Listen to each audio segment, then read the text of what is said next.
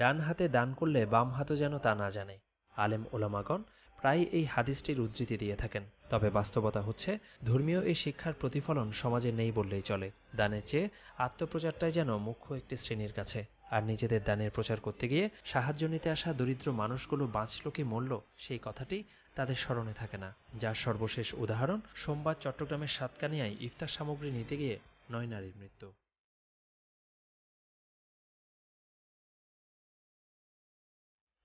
সোমবার সাতকানিয়ায় ৯ জনের মর্মান্তিক মৃত্যু আর আহত বহু মানুষের আহাজারির মধ্যেও ইফতার সামগ্রী বিতরণ করে যাচ্ছিল কেএসআরএম কর্তৃপক্ষ। পরে প্রশাসনের ঊর্ধ্বতন কর্মকর্তাদের নির্দেশে তা বন্ধ করে তারা। আর এত বড় আয়োজন সম্পর্কে প্রশাসনকেও জানানো হয়নি বলে জানালেন জেলা প্রশাসক। ইফতার সামগ্রী বিতরণ থেকে শুরু করে তারা বিস্তারিত ওখানে আরও জাকাত দিবেন সে বিষয়টি আমাদেরকে পূর্ব থেকে তারা অবহিত করেননি।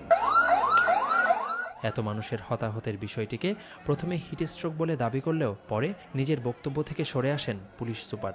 এই মামলাটা হলো অবহেলাজনিত হত্যা মামলা। এটাও একটা মামলা, পেনাল কোডের ৩০৪ এবং ৩৪ ধারা। আহতদের শারীরিক অবস্থা দেখে হিটস্ট্রোকে মৃত্যু হয়নি জানিয়ে ময়না তদন্তের বিষয়ে প্রশ্ন তুলেছেন সিভিল সার্জনও।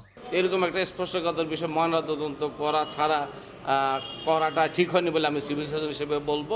২০০৫ সালেও সাতকানিয়ায় এই কেএসআরএম এর মালিকের জাকাত নিয়ে পদদলিত হয়ে ৮ জনের মৃত্যু হয়েছিল। মৃন্ময় বিশ্বাস, এটিএন নিউজ, চট্টগ্রাম।